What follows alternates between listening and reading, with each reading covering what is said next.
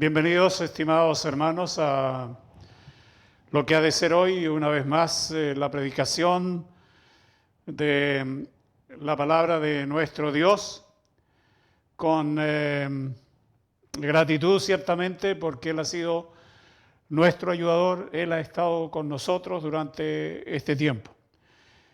Y es precisamente muy apropiado decir algunas palabras introductorias basadas en las Escrituras, naturalmente, especialmente en la carta a los Hebreos, capítulo 10 y versículo 38, dice: ahora el justo vivirá por la fe. Es seguramente una referencia al tiempo que estamos viviendo. Ahora, este es el momento para preguntarnos quizás qué significa para nosotros la fe, qué significa para nosotros haber creído en Cristo como nuestro Salvador, como nuestro Señor. En pocas palabras, significa vivir por la fe, o que el justo viva por la fe. Significa que tenemos toda nuestra esperanza puesta en Dios, tal como lo declara la Escritura al darle significado a esta pregunta ¿qué es la fe? Dice: es pues la fe la sustancia de las cosas que se esperan, la demostración de las cosas que no se ven. Más adelante, conforme a la fe, dice, murieron todos estos, los que habían creído en Él, sin haber recibido las promesas, sino mirándolas de lejos y creyéndolas, y saludándolas, y confesando que eran peregrinos y advenedizos sobre la tierra. Porque los que esto dicen claramente dan a entender que buscan una patria, que si se acordaran de aquella de donde salieron, cierto, tenían tiempo para volverse, empero deseaban la mejor, es a saber, la celestial, por lo cual Dios no se avergüenza de llamarse Dios de ellos, porque les había aparejado ciudad. Amén. Dios nos bendiga, estimados hermanos. Como dije en estas palabras introductorias, que la fe en Cristo, la fe en nuestro Dios, que ha ido a preparar un lugar para que donde Él está, nosotros también estemos, también en el tiempo apropiado, esa fe en Él se mantenga hasta el día de hoy. Quiero también, entre paréntesis, ¿no es cierto?, hacer como cada domingo, enviar un cariñoso saludo para cada uno de ustedes, probablemente algunos hermanos que nos ven lejos de nuestra ciudad y que nos han llamado diciendo que oran por nosotros a causa de la situación difícil que vive Padre Las Casas y Temuco. Así que para ellos un saludo de gratitud y también una invitación a permanecer en la fe, como recién decíamos. Probablemente incluyo o me refiero a hermanos en el sur, en Tres Cumbres, por ejemplo. Allí hay muchos hermanos que recordamos, y a lo largo de nuestro país, naturalmente. Así es que, queridos hermanos, nos volvemos a reunir hoy en torno a la palabra de Dios, que como ella misma afirma de sí, que es viva y que es eficaz y que puede naturalmente traer bendición a todo nuestro ser. Así que a la distancia, un abrazo y un saludo cariñoso en Cristo Jesús. Amén. Vamos a continuar ahora, queridos hermanos, con una oración para pedir a Dios que nos bendiga a través de el mensaje de su palabra. Invito a ustedes, hermanos, en sus hogares allí, aquí en Padre Las Casas, Rengalil, El Peral, Santa Fe, Loica, Pitrufquén, Millagüín y otros lugares donde haya hermanos que a esta hora podemos unirnos a través de la oración. Padre nuestro, sea glorificado tu santo nombre. Señor, enséñanos a entender la dimensión de estas palabras. El que tu nombre sea glorificado entre nosotros, Señor, puede tener un alcance enorme que quizás no somos capaces de dimensionar. Pero te rogamos que mientras tengamos aliento de vida, y quizás con mayor razón en medio de estas circunstancias, Señor, en nuestro espíritu, en nuestro corazón, en nuestras almas se desarrolle de manera natural a través de tu palabra este sentimiento, Señor, este deseo profundo de vivir para la gloria de tu nombre. Bendícenos ahora, Señor, a través del consejo de tu santa palabra. En el nombre de Jesús oramos. Amén. Bueno, ¿de qué vamos a hablar hoy? Seguramente el tema es muy recurrente, apropiado, lógico, y estamos en esto que nuestra sociedad y prácticamente el mundo entero conoce como la Semana Santa. Así que hablaremos acerca del centro que mueve esta festividad o esta actividad espiritual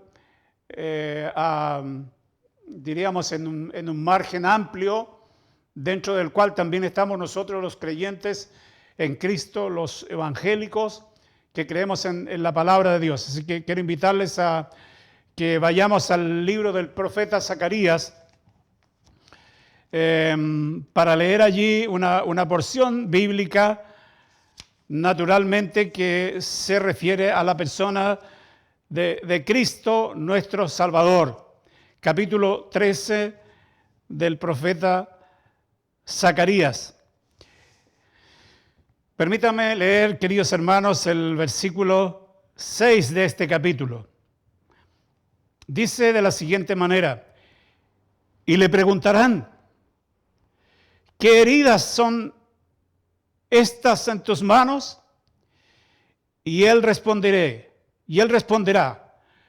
con ellas fui herido en casa de mis amigos. Dios nos bendiga con su bendita palabra. Bueno, aquí la Escritura está haciendo referencia al sacrificio de Cristo, naturalmente, y de ello hemos leído bastante. Hemos visto también, incluso la cinematografía ha hecho obras importantes que nos transmiten, ¿no es cierto?, algunos conceptos sobre este hecho tan trascendental. Zacarías habla de las heridas en sus manos. Los evangelios naturalmente hablan acerca de esto mismo, pero ampliando este concepto.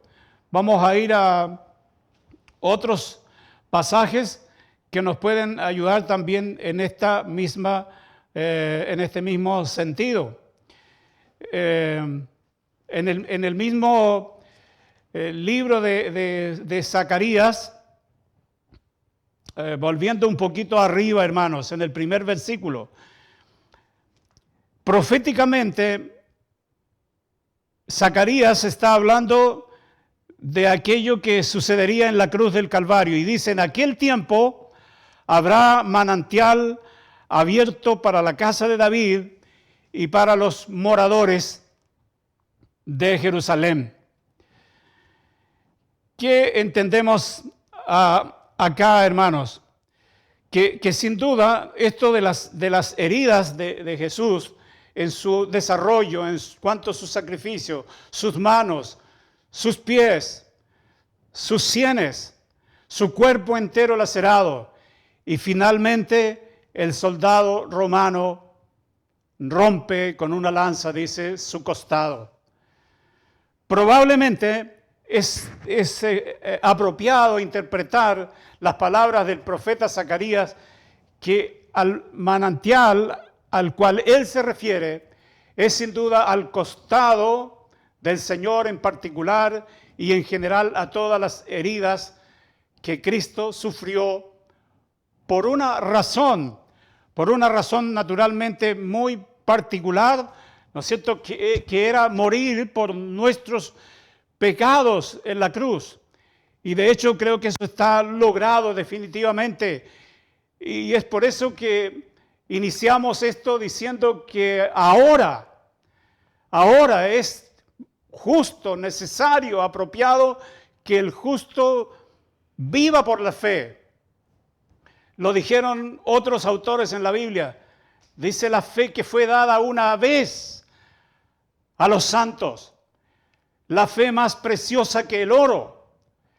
Esa fe que requiere ser hoy día demostrada con fidelidad ante este Dios maravilloso que nos ha amado tanto, que como lo explica la Escritura, no escatimó o no nos negó o mostró a tal grado su amor que nos dio a su Hijo de esta manera tan extraordinaria, tan especial, soportando Él naturalmente todo el sufrimiento que la Biblia describe. Así es que es justo, es interesante para quienes ya profesamos esta fe preciosa en Cristo, pero lo es aún mayormente esperanzador, estimados, para quienes no tienen esta fe, para quienes no viven por la fe, quizás tienen puesta su proyección de vida en otra cosa. Sin embargo, la Biblia en eso es muy clara y está ampliamente definida, que no hay, dice la Escritura, otro nombre dado a los hombres en quien podamos ser salvos. Por eso decíamos que el centro de estas actividades espirituales de estos días es Cristo.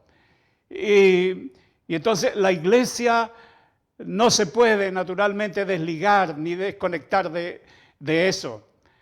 Eso quizás le da un mayor valor al tiempo que estamos viviendo y en donde nuestra fe es puesta a prueba, hermanos. Es ahora cuando podemos demostrar fehacientemente, eficazmente, que nuestra fe está firmemente anclada en las promesas, en el acto más lleno de amor que Dios nos ofrece en la persona de su Hijo, su sacrificio, su muerte en favor del pecador. Pero ¿qué sucede al día de hoy? Puede ser que esto sea muy conocido, aplicado y lo estamos viviendo la mayoría de nosotros, y qué bueno es eso. Eso nos alegra realmente. Pero ¿cómo ve esto el común de las personas? ¿Cómo lo ven? Lo ven probablemente como muchas personas lo vieron en su tiempo, con algún grado de incertidumbre, dudas, porque fueron muchos los que dudaron acerca de qué era realmente o en qué consistía la obra de Cristo, y otros abiertamente dudaron, ¿verdad?, que Él fuera realmente el Cristo, el Mesías prometido, aquel que había sido prometido ya en el Génesis, que de la simiente de la mujer nacería el Salvador del mundo. Entonces, todo aquello hoy día está también en ese desarrollo. Y ciertamente por eso se hace necesario, ¿verdad?, que la iglesia se ponga en pie, que la iglesia se levante, que la iglesia tome sus armas, en este caso la Escritura, la palabra de Dios, y podamos explicar lo más claro posible qué significa entonces vivir por la fe en Cristo. Pero quiero referirme a algunos pasajes en la Biblia que hablan acerca de cómo pensaba la gente en su tiempo y de cuáles eran sus dudas, y que nos vamos a poder dar cuenta que hoy no es diferente, que hoy hay mucha gente poniendo en duda, ¿verdad?, realmente que Cristo realmente sea o que es el Salvador del mundo. Permítame leer, por ejemplo, Mateo 27.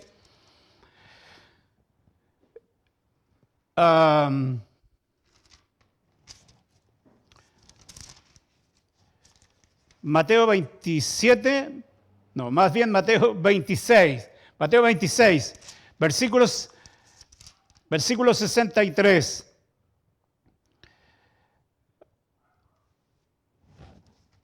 Un poquito antes, por favor. Dice, y levantándose el pontífice, esta era una autoridad religiosa. Me da la impresión, y creo que este es Caifás, el pontífice mayor de aquellos tiempos del linaje sacerdotal. Y este hombre tenía un grado de autoridad, diremos, y él en medio de su incertidumbre y su confusión, porque tenían conocimiento naturalmente de muchas cosas como tanta gente, pero no habían llegado realmente a una cabal comprensión y de la importancia de la venida de Cristo en aquel tiempo. Y levantándose el pontífice, le dijo, ¿no responde nada? Al parecer hasta ese momento Jesús había guardado silencio. ¿No responde nada que testifican estos contra ti? Mas Jesús callaba. Respondiendo el pontífice le dijo, te conjuro por el Dios viviente que nos digas si eres tú el Cristo, el Hijo de Dios. Jesús le dijo, tú lo has dicho. Y aún os digo que desde ahora habéis de ver al Hijo del Hombre sentado a la diestra de la potencia de Dios y que viene en las nubes del cielo. Entonces el pontífice rasgó sus vestidos diciendo, blasfemado ha. ¿Qué más necesidad tenemos de testigos? He aquí, ahora habéis oído su blasfemia. ¿Qué os parece? Y respondiendo, ellos dijeron, culpado es de muerte. Entonces le escupieron en el rostro, le dieron de bofetadas y otros le herían con mojicones, diciendo, profetízanos tú, Cristo, ¿quién es el que te ha herido? Bueno, todo este relato nos da una idea, ¿verdad?, clara de los sufrimientos del Señor y en particular de cómo este hombre, este Caifás, la palabra conjuro es una palabra de un origen oculto, no es una pregunta común y corriente. Lo más probable es que este hombre a través de esta forma esperaba que Jesús se autoincriminara y dijera, sí, yo soy el Cristo, para luego tener ellos una razón, ¿no es cierto?, y matarle. Es decir, eso es lo que finalmente aprecia este hombre, por tal razón que da su consentimiento, su voto entonces para que Jesús sea muerto. La humanidad ha estado en un estado de confusión como este hombre, turbados, ansiosos, y muchos permanecen así hasta el día de hoy, aun cuando las Escrituras, por medio de la predicación de la palabra de Dios, ha estado frecuentemente llegando a sus oídos, no han atendido al llamado que el Señor les hace. Quizás esto explica, queridos hermanos y personas que aún no conocen al Señor, el por qué se ha desatado esta pandemia. Quizás detrás de esto, y no quizás, sino que lo que Dios hace, siempre lo hace movido por su amor, aunque para nosotros esto sea incomprensible. Pero podemos decir realmente por la palabra y por la información que tenemos acerca de cómo actúa nuestro Dios, es que detrás de esta pandemia hay oculto algo maravilloso que puede ser descubierto a través de la fe. Alguna persona que está sufriendo hoy por medio de esta situación, en algún grado de confusión, lo que debe hacer usted y debemos hacer nosotros y la humanidad entera es lo que la Biblia recomienda. Si hoy oyereis mi voz, dijo el Señor, no endurezcas tu corazón. Pero, ¿qué sucede con eso? ¿Por qué hay resistencia? ¿Por qué se buscan otros caminos? El Señor Jesús tiene también algunas expresiones en el libro de Juan, en el capítulo 10, que me gustaría poder leer aquí, que nos han de ayudar en esto de poner atención a la voz de Dios, especialmente en este tiempo, y tener acceso a este estado tan distinto, pues cuando vivimos por la fe en Cristo Jesús, ya no hay confusión, no hay desazón, no hay esta angustiosa situación que vive hoy la humanidad. ¿Cómo o qué dice la Escritura aquí en el libro de Juan capítulo 10? Yo soy la puerta, dice Jesús. Yo soy la puerta. O sea, ya tenemos una idea. Hay un acceso, hay una entrada a esta condición, ¿verdad? Que hasta hoy está privada, vamos a decir así, temporalmente, momentáneamente para muchos, hasta cuando Dios, a través de su Espíritu Santo, obre en la vida de alguien y aquel se rinda a la fe de Cristo. Yo soy la puerta, el que por mí entrare será salvo. Entrará y saldrá y hallará pastos. ¿Puede usted creer esto realmente porque es palabra de Dios? Pudiera quizás pensar que esta es una opinión personal mía o de alguien, pero no lo es. Es la palabra de Dios, como la citamos al inicio. Esta es la palabra viva y eficaz que puede penetrar hasta lo profundo de su corazón y alcanzarle para que usted tenga, como dice el Señor, vida eterna. Yo he venido. Quizás esta respuesta no la escuchó aquel hombre que interroga a Jesús, o no la entendió, o no lo supo, y partió a la eternidad sin Cristo. Pero usted no desaproveche esta oportunidad. Yo he venido, dice el Señor, para que tengan vida. Ya sabemos cómo vino el Señor. Su vida fue breve en esta tierra y mayormente marcada por su sacrificio, mayormente por su sufrimiento, pues el objetivo de Dios era fundamentalmente salvar a los pecadores, para los cuales no había otra alternativa ni forma de que estos pudieran alcanzar la vida eterna. Entonces, el Señor Jesús le dice a usted, nos dice a nosotros, a la iglesia otra vez, para que la fe se acreciente en nuestro corazón. Yo he venido para que tengan vida y para que la tengan en abundancia. Se fija que es interesante lo que la Escritura dice hoy para nosotros, estimados.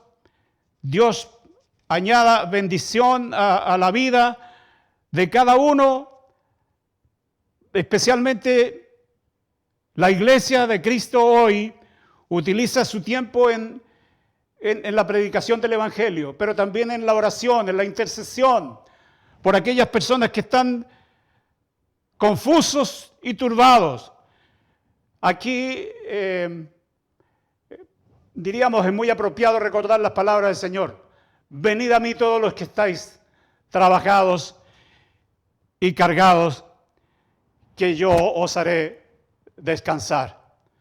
Entonces, tenemos que dar gracias a Dios nosotros hoy por podernos, Dios mismo darnos esta oportunidad de dirigirnos a ustedes a través de la palabra de Dios, hermanos y amigos en general. Los discípulos, los primeros creyentes, los hombres de Dios a los cuales Él llamó, hombres y mujeres naturalmente, de distintas edades y condiciones sociales, no había acepción de personas, como hoy mismo también dijeron, no podemos dejar de decir lo que hemos visto y oído. Así lo apreciamos cuando el Señor derramó de su Espíritu en el día de Pentecostés. La Escritura dice que hablaron en distintos idiomas, lo cual nos hace entender la razón que el Señor tenía para enviar a su iglesia por el mundo entero, para que su evangelio sea predicado a todas las naciones. Permítame en este sentido de la predicación y de la necesidad de que hoy esta palabra pueda llegar a su hogar, a su familia, a su vida. Un privilegio naturalmente para la Iglesia de Cristo. Permítame leer una palabra profética. Jeremías es un predicador. Jeremías es un hombre de Dios como tantos en el pasado, en el presente y en el futuro, y hasta que Cristo venga, que tenemos esta tremenda responsabilidad hacia ustedes, especialmente que aún no conocen al Señor. Dice Jeremías 6:11, por tanto estoy lleno de saña de Jehová, trabajado he por contenerme, derramaréla sobre los niños en la calle y sobre la reunión de los jóvenes juntamente, porque el marido también será preso con la mujer y el viejo con los llenos de días, y sus casas serán traspasadas a otros, sus heredades, también sus mujeres, porque extenderé mi mano sobre los moradores de la tierra, dice Jehová.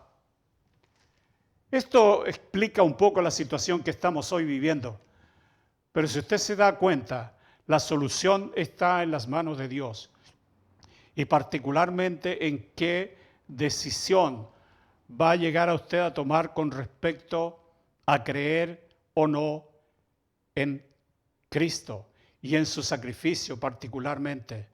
No se olvide lo que dijimos acerca de la expresión tan importante del profeta Zacarías. Vamos a leerlo allí otra vez. Vamos a leer este pasaje que es muy significativo. Habrá manantial abierto en aquel tiempo para la casa de Israel y también para todos los que deseen creer en Cristo Jesús como su Señor y Salvador. El costado, la herida del costado de Cristo, sus heridas en sus manos, sus heridas en sus pies, sus heridas en sus sienes, su cuerpo lacerado, Dios lo permitió así, por amor a usted, por amor a su iglesia. Así lo dice la Escritura, porque Cristo amó sobre todo a su iglesia, la cuida y la preserva en este día de todo peligro. Pero también hará lo mismo con usted si deposita su fe en Cristo Jesús. Que el Señor añada bendición a la vida de todos ustedes, y desde este lugar y en este tiempo le invito para que donde usted se encuentre, si nunca antes lo ha hecho, si no ha tenido esta ocasión, reciba por la fe a Jesús. Amén. Estimados hermanos, ahora quiero dirigirme a ustedes en sus casas. Como hemos dicho otros domingos, les echamos de menos realmente, pero queremos, movidos por el Señor naturalmente, invitarles para que ustedes puedan participar también desde sus hogares de la cena del Señor. Ustedes ya pueden ver aquí los elementos, estos símbolos, estos que están propios del Señor. Él más que nadie sabe que su palabra es suficiente para que nuestra fe crezca, para que nuestra fe se desarrolle. Pero como también conoce nuestro corazón y sabe que podemos ser olvidadizos, Dios ha dejado esta forma didáctica, pudiéramos decir, esta forma de enseñanza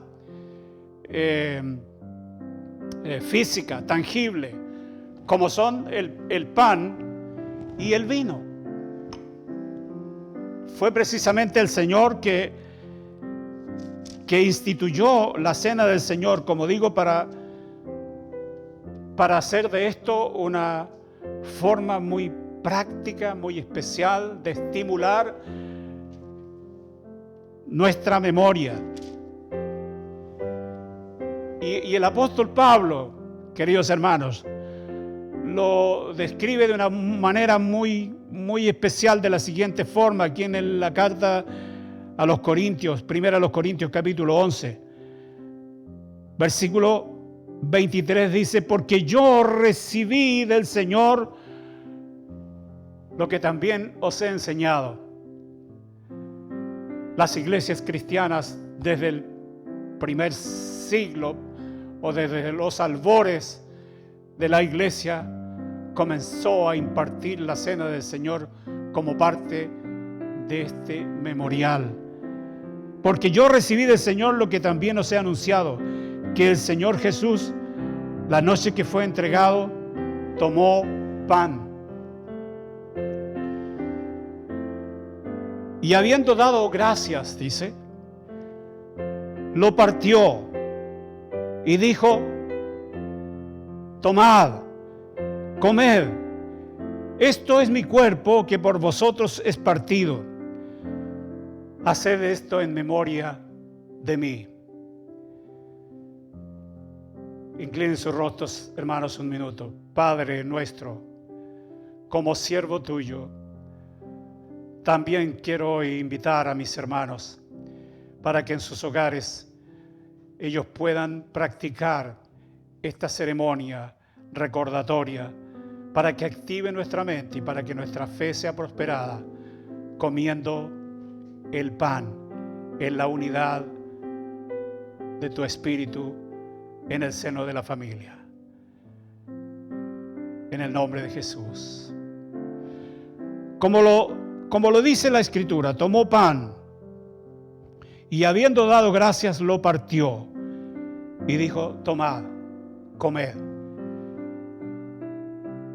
Esto es mi cuerpo que por vosotros es partido. Haced esto en memoria de mí. Compartamos el pan, hermanos, y recordemos el sacrificio de Cristo, su costado abierto, manantial abierto, en el cual puede la humanidad entera creer y calmar su angustia. Coma y recuerde, hermano, en el nombre de Cristo le invito.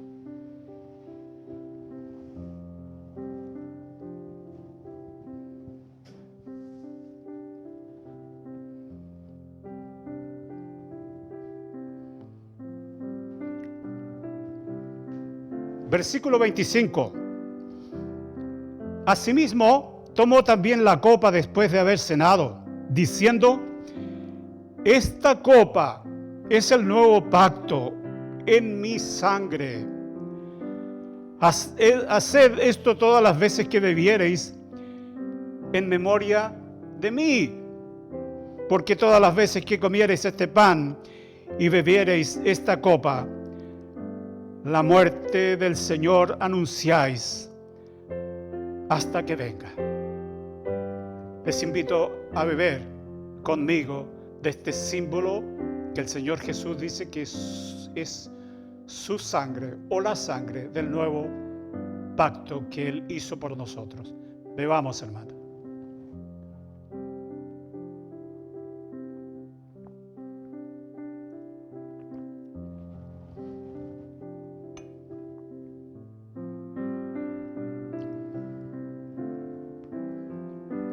Continúa la lectura y dice: porque todas las veces que comiereis este pan y bebiereis esta copa, la muerte del Señor anunciáis hasta que venga. Tiene especial significado, queridos hermanos, hasta que Él venga, porque Él, antes de ascender al cielo, en la última cena que Él tuvo con sus discípulos, les afirmó, les aseguró que no volvería a comer de ese pan ni del fruto de la vid hasta que lo haga con ustedes en el reino de los cielos. Tenemos una invitación para asistir a ese acto especial en que conoceremos a nuestro Salvador personalmente, que le veremos como Él es, a quien sufrió por nuestros pecados en la cruz. Así es que, amados hermanos, una bendición para mí, de aquí del templo, en Padre Las Casas, poder saludarles, desearles ricas bendiciones en Cristo Jesús. Y para todos mis hermanos, naturalmente, a través de nuestra iglesia, en nuestro país, aquí en nuestro sector, que constituye, como dijimos, Santa Fe, El Peral, Padre Las Casas, Pitrufquén y Loica, a cada uno de ellos también, Dios les bendiga. Bien, muchas gracias, hermanos. Muchas gracias y que el Señor añada bendición a sus vidas, como también a la mía. Amén. Muchas gracias.